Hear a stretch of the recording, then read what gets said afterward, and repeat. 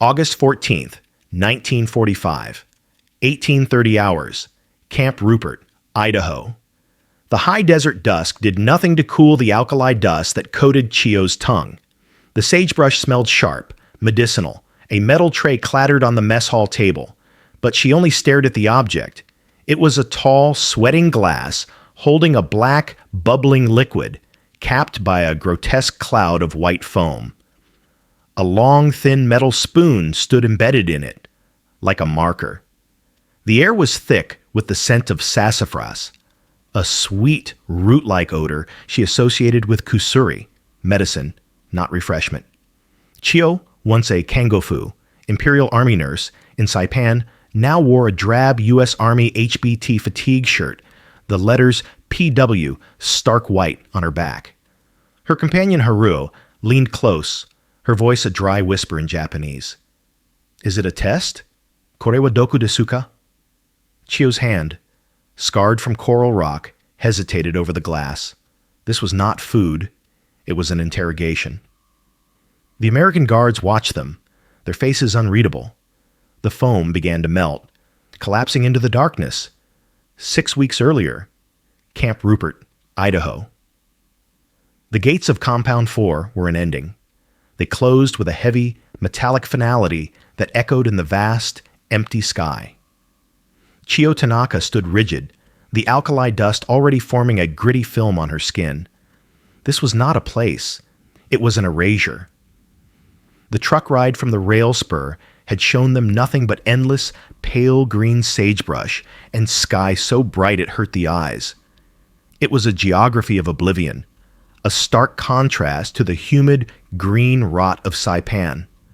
The air was thin and dry, stealing the moisture from her lungs. The other 19 nurses huddled behind her, their faces slack with exhaustion and shame.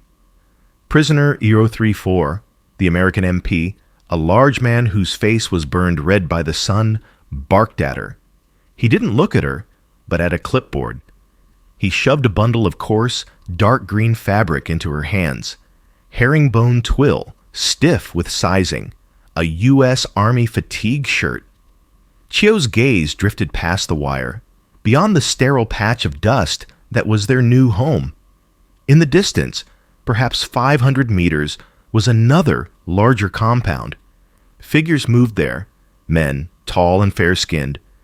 They wore the same HBT fatigues, but they walked with an air of ownership. They leaned on shovels, watching the new arrivals, Duitsujin, Germans. The shame was a physical weight, heavier than the heat. To be captured was the ultimate failure. But to be seen by the other enemy, the one who had surrendered so easily in Europe, felt like a second, deeper violation. She looked down at the shirt in her hands. A new GI stenciled the back of it with quick, practice strokes. The white paint felt cold as it soaked through the fabric. Chio didn't need to see it to know what it said. PW. She was no longer Kengo Fucho Tanaka. She was a number. She was a thing. This was the alien shore, and the tide had just gone out, leaving them exposed on the flats. They were assembled on the dusty parade ground an hour later. The sun was still high, the shadows sharp and black. The guards stood apart, indifferent. The man who approached them wore the same U.S. Army olive drab uniform as the others, but he was different. He was one of them. He was Japanese. His uniform was crisp, his garrison cap tucked neatly into his belt. On his collar, Chio recognized the insignia of the U.S. Military Intelligence Service. He carried a clipboard. "My name is Sergeant Kenji Watanabe," he said. His Japanese was perfect. It was Tokyo standard, formal, and educated. The sound of it was a physical shock, more invasive than the guttural English barks. It felt like a betrayal. He began to read from his clipboard. "As signatories of the Geneva Convention, you are entitled to..." Chio tuned out the words, focusing on the man. He was a Nisei, a traitor, an Inu, a dog, wearing the enemy's uniform, using their shared language as a weapon to humiliate them. The other nurses stared at the ground, refusing to look at him. A daily ration equivalent to that of a base station American soldier, he continued, his voice neutral.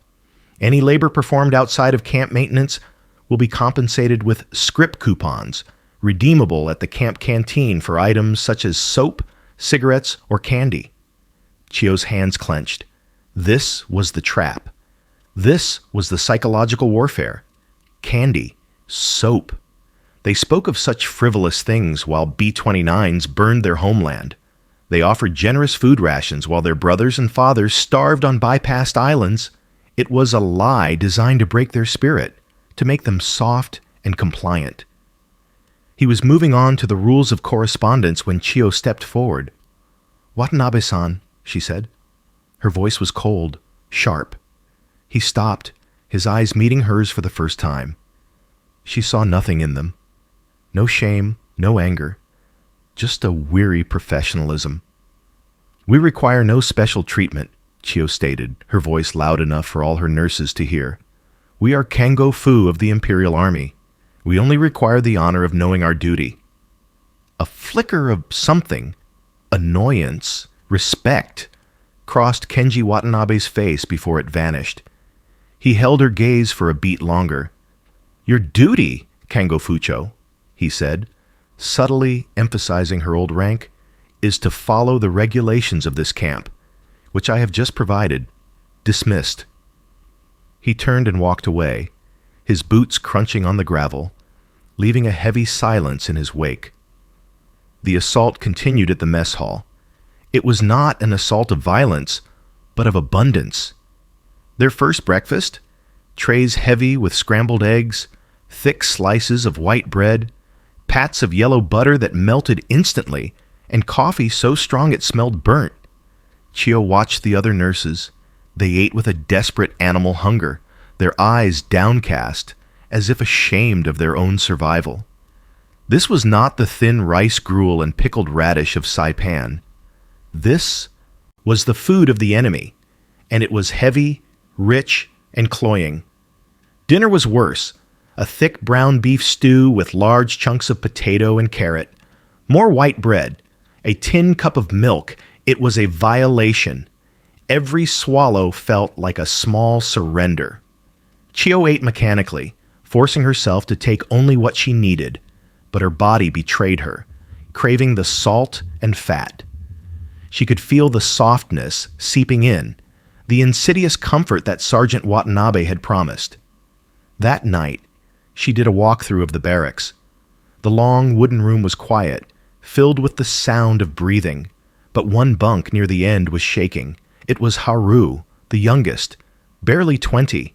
She was huddled under her thin army blanket, her shoulders trembling. Chio moved quietly and sat on the edge of the cot. "Harue-san?" Harue flinched, then slowly uncurled. In her hand she clutched a crumpled brown and black wrapper, a K-ration chocolate bar. It was half-eaten, melted from her grip. Her face was streaked with tears and chocolate. I could not help it, Fucho," Harue whispered, her voice thick with a profound, soul-crushing guilt. "It was so sweet." Chio looked at the young nurse, weeping not from pain or fear, but from the shame of enjoying a piece of chocolate. The Americans hadn't needed bayonets. This was their weapon. This insidious generosity, it was rotting them from the inside out, dissolving their Yamato Damashi one ration bar at a time. Chio felt a cold dread. She wasn't just fighting the guards, she was fighting the very food that was keeping them alive. 2 weeks into their internment, Sergeant Watanabe appeared with thin, standardized forms. "Red Cross mail," he announced, placing the stack on the mess hall table. "You are permitted to write to your families. Keep messages brief. No military details. All mail is censored." He looked directly at Chio. "By me." A ripple of desperate hope passed through the nurses. They rushed to the table, chattering for the first time in days, dividing the precious forms. Chio alone remained seated. She took a form, but her hand hesitated over the blank lines. Who could she write to? Her father, A traditionalist in Kagoshima had told her before she shipped out that the family honor rested with her. To be captured was to be dead. To write to him now would be to announce her own profound haji, shame, a disgrace worse than death. She could not write to her mother. It would destroy her. She was a ghost. They all were. Frustration clawed at her. She had to maintain the connection, to remind her nurses of who they were. She began to write, not to her family, but a formal letter addressed to the Red Cross, intended for the Imperial Army. She kept it vague, as instructed, but filled it with patriotic phrases. Our spirit remains unbroken. We hold fast to the Gyoku. We remember our duty to the Emperor. She handed it to a guard. 2 days later, Kenji Watanabe approached her. He held only her letter. I cannot pass this, Kango Fucho. It contains no military information. It contains coded language, he replied, his voice flat. References to imperial duty. Holding fast to the jewel. It's propaganda. It will be rejected by the U.S. censor, and it will be rejected by mine. He held it out to her. Chio stared at him, a new cold fury rising. He knew. He understood her words, not just the translation, but the meaning. He knew what she was trying to do, and he was actively blocking her. He wasn't just a translator. He was a gatekeeper, a warden of her very thoughts. This Nisei, who looked like her brother, was more American, more enemy than any of the giant, red-faced guards. He was the real prison. She snatched the letter from his hand, tore it into 4 precise pieces, and let them fall to the Idaho dust between them. Apathy became the new enemy. The food, the confinement, the lack of purpose. It was creating a lethargy worse than any physical ailment. The nurses drifted through their days, their eyes vacant. Chio knew she had to restore their sense of duty. She requested a meeting with Watanabe. We are nurses, she told him, standing stiffly in the administration hut. We are trained. There is a hospital in this camp. We demand to work. Kenji looked at her, then at the camp commandant, Major Evans, a portly man who was sweating through his khaki shirt despite the dry air. Kenji translated. Major Evans grunted, not even looking at Chio. Absolutely not. Security risk. Language barrier. They're not leaving that compound unless I can help it. Kenji translated, his voice neutral. We are not common laborers, Chio protested. Evans heard the tone, not the words. He barked a reply. They want to work, Kenji translated. Fine, they can work. We're short-handed in the camp laundry. Report tomorrow at 800. The laundry was a concrete bunker filled with steam and the corrosive smell of lye soap. The heat was oppressive, plastering their fatigue shirts to their backs.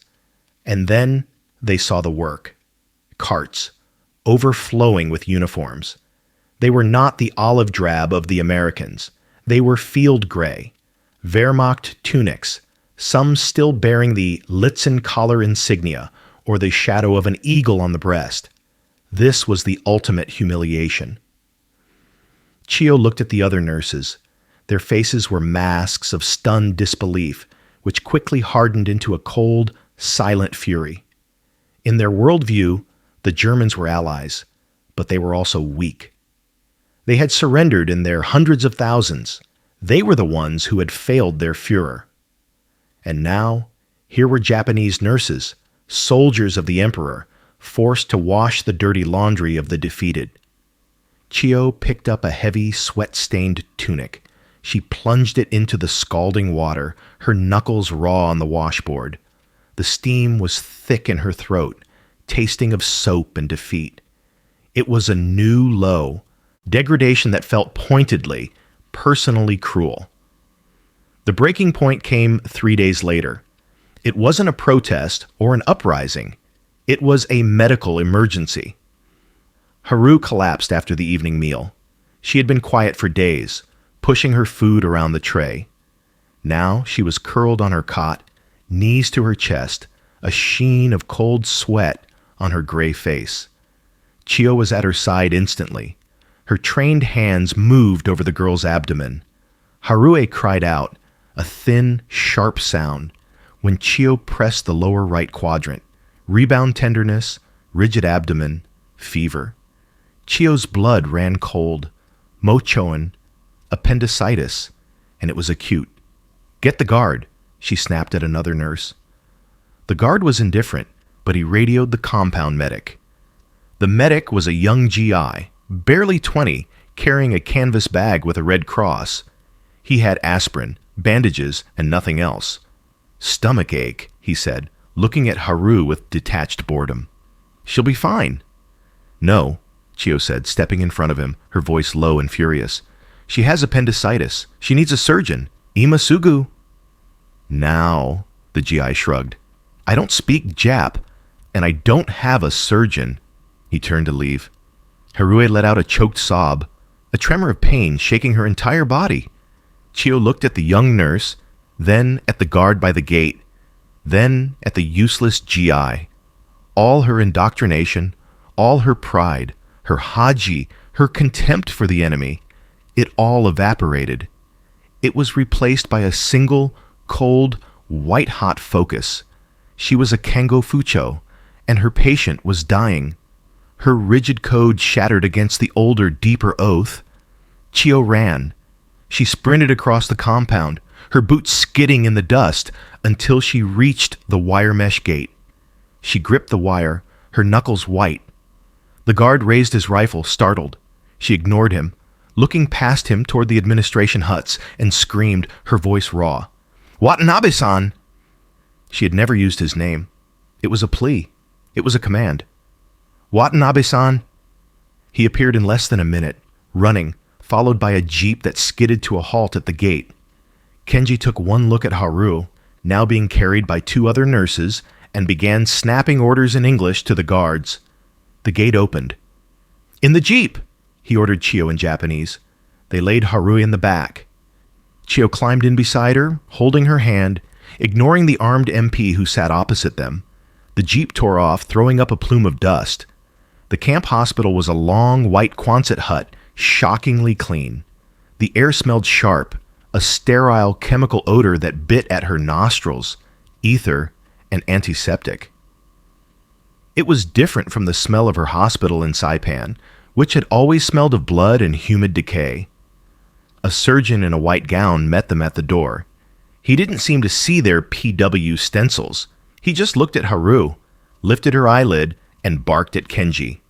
What's her status? Head nurse says acute appendicitis, Kenji translated. The surgeon palpated Haru's abdomen. She's right. Get her in. As they wheeled Haru through the double doors, an MP put his arm out, blocking Chiyo. POWs wait here. I am her nurse, Chiyo said to Kenji, her voice shaking. I must go. Kenji was already arguing with Major Evans, who had just arrived. She stays here, Sergeant. That's a secure area. Sir, she's the only one who can calm the patient if she wakes. She's a nurse. She's a Jap, Evans spat. And she's the one who diagnosed it, Kenji shot back. Evans glared, then relented. Outside the operating room. One guard. That's it. Chiyo was pushed into a hallway. She stood against the wall, a GI with a sidearm standing 5 feet away. For an hour, she listened to the clink of metal tools and the low murmur of voices. Finally, the doors swung open. The surgeon emerged, pulling off his mask. It was stained. He looked exhausted. He saw Chiyo, paused, and walked over. He didn't speak to the guard. He spoke to her. She's fine, he said, his voice rough. Kenji, who had been waiting down the hall, rushed to translate, but the surgeon waved him off and looked back at Chiyo. Appendix was ruptured. Peritonitis. Good thing you called it. He nodded once, a sharp, professional gesture. Nurse? He treated her like a colleague. Chiyo stared at the spot where he had stood. The enemy had just saved Haru's life. The traitor had made it possible. And the American surgeon, he had called her nurse. A profound seismic crack ran through the foundation of her world. Haru returned 3 days later, pale but walking. She carried a small jar of applesauce, a gift from the hospital. The other nurses flocked to her, their relief palpable, but they treated Chiyo differently. They obeyed her instantly, but their eyes held a new fearful respect. She had faced the enemy, used their traitor, and won. She had broken the code to save one of them. She was no longer just their leader. She was an enigma they couldn't understand. Chiyo felt utterly adrift. The clear, hard lines of her world, duty, honor, enemy, death, were now a blurred, watercolor mess. She began to avoid Sergeant Watanabe.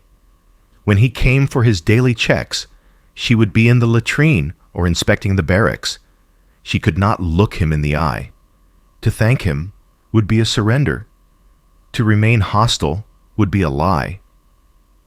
She was trapped in the cognitive dissonance, and the silence was her only refuge. Watanabe seemed to understand. He did not press her, speaking only to the other nurses for the daily count. Then, one evening in early July, the dynamic shifted again. The guards at the gate often listened to a small, crackling AM radio. Usually it was music, a strange, swinging noise that grated on Chiyo's nerves. But this evening, Watanabe himself brought the radio and set it on the guards' table, turning the volume up. It wasn't music. It was a news broadcast. The voice was strident, triumphant, cutting through the static.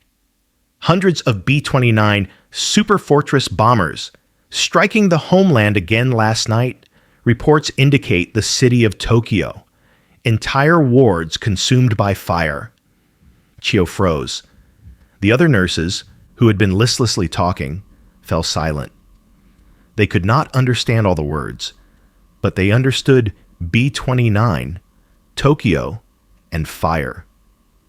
Watanabe stood by the gate, not looking at them, looking out at the Idaho sunset. He was making sure they heard.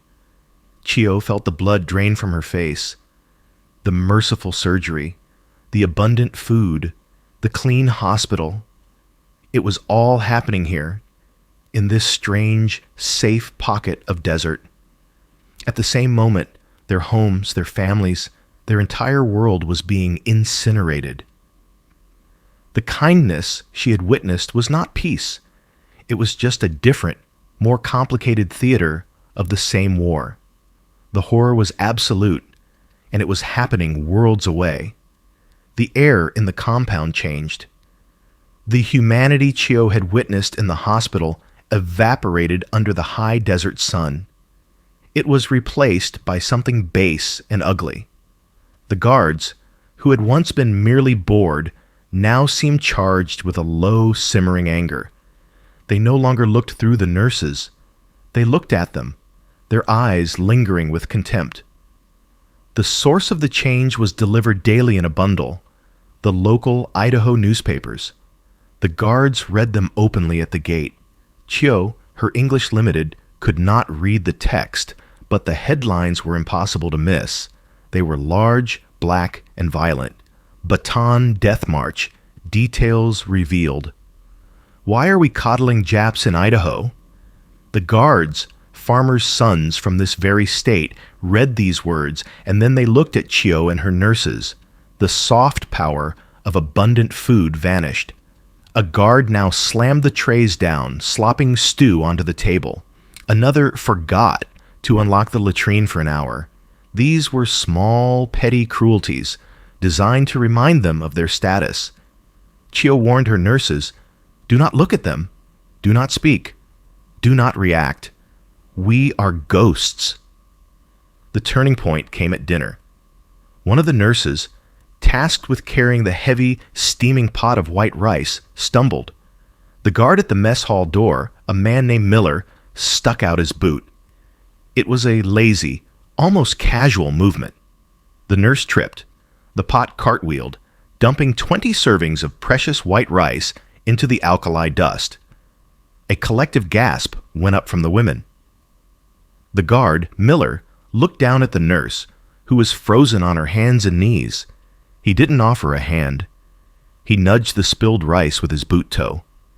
"Eat it, Tojo," he said, his voice flat with hatred. Haru made a small sound. Chio put a hand on her arm, a silent command. Chio looked at the guard, then at the rice, now a gray, gritty paste in the dirt. The professionalism of the surgeon and the raw, undisguised racism of the guard were two sides of the same enemy.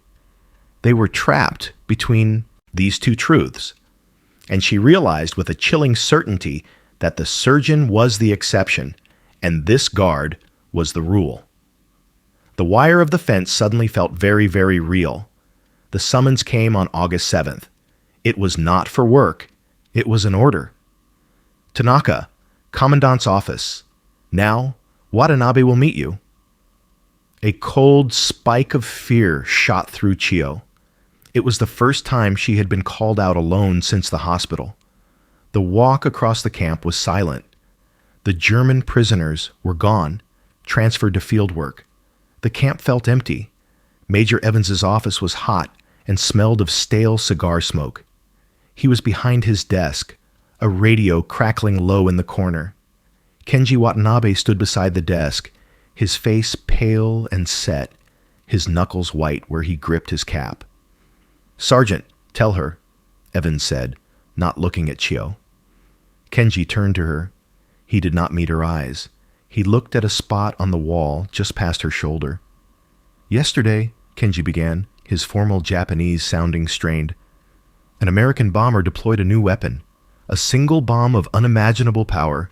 It was dropped on the city of Hiroshima." Chio waited. The words were just sounds. Hiroshima, a city, a single bomb. "The city," Kenji continued, his voice cracking almost imperceptibly, "has been erased. It is gone. The reports say over 70,000 people were killed instantly." Chio stood perfectly still. She tried to process the information. A bomb that could erase a city. It was not logical. It was not possible. War was mud and bullets and scalpels and fire. It was not magic. Her mind simply refused to accept the data. There was no framework for this. 70,000. She said nothing. Her face, she knew, was a mask. She felt nothing. Not horror, not sadness, not anger. She was void. Major Evans watched her, his eyes narrowing. He was looking for tears, for wailing, for a collapse. He saw only her stillness. "She's taking it too well," Evans said, his voice sharp with suspicion. He leaned toward Kenji, his voice dropping. "We've all read the reports. Bushido. They kill themselves when they lose. The war's over, Sergeant, and she knows it." He stood up, grabbing his radio handset. "I want double guards on that compound. Issue them sidearms. No, rifles. I want a lockdown. I'm not having 20 fanatics cutting their own throats on my watch." Kenji's head snapped up. "Sir, no. If you lock them down, you'll prove their fears. It will trigger the Gyokusai you're afraid of." "That's an order, Sergeant." "Sir, wait," Kenji pleaded, his professionalism breaking, desperation in his voice. "Give me 10 minutes, just 10 minutes. It's a psychological problem, not a military one. Use the mess fund, please." Evans stared at Kenji as if he were insane. But he saw the absolute conviction in the Nisei's eyes. He looked at the guards, then back at Chio's impassive face. 10 minutes, Sergeant. Then we do it my way." Kenji ran to the mess hall. 8 minutes later, a bewildered mess sergeant rolled a cart into Compound 4, flanked by 2 guards. Kenji followed. On the cart were 20 tall glasses. This was the scene from August 14th. The high desert dusk, the medicinal smell of sagebrush, the clatter of metal trays. The women were assembled. They stared at the objects, the black bubbling liquid, the grotesque cloud of white foam, the long, thin metal spoons. The air was thick with the scent of sassafras. Kusuri. Medicine. "Is it a test?" Harue, standing beside Chio, whispered, her voice a dry rasp. Kore wa doku desu ka? The whisper spread. Doku. Poison. Of course, it was logical. The war was lost. The Americans, in their strange, soft way, were offering them an honorable, merciful suicide. A sweetened poison to end their shame. The guards, now armed with rifles, stood at the perimeter. They were not here to help. They were here to ensure the orders were followed. Chiyo looked at the glass. Her hand, scarred from coral rock, hesitated. This was the moment, the culmination of the food, the hospital, the fire bombings, the insults. She looked up, past the glass, and saw Kenji Watanabe. He was standing by the gate, his hands clenched, his face taut, with an almost unbearable anxiety. He was terrified. And in that instant, Chiyo understood. This was a test. Evans thought it was a test of their loyalty to the Emperor, a prelude to Gyokusai. But Kenji was testing something else. He was not watching her for obedience or for suicide. He was watching her, begging her to trust. This wasn't an execution. It was a desperate, absurd act of faith. It was the most ridiculous, childish, and utterly American gesture she had ever witnessed. Her hand, which had been trembling, became steady. She picked up the long spoon. The entire compound held its breath. Chiyo looked down at the spoon. It was heavy, American steel. On it sat a dollop of white foam, collapsing into a dark, syrupy liquid.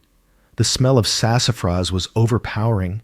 Her lifetime of indoctrination screamed at her. Doku! Haji! A poisoned death was better than a shamed life. But she also saw the surgeon's nod. She saw Haru's scar, now healing. She saw Kenji's terrified, pleading eyes. She put the spoon in her mouth. The shock was electric. It was not poison. It was bizarre, an explosion of sensations.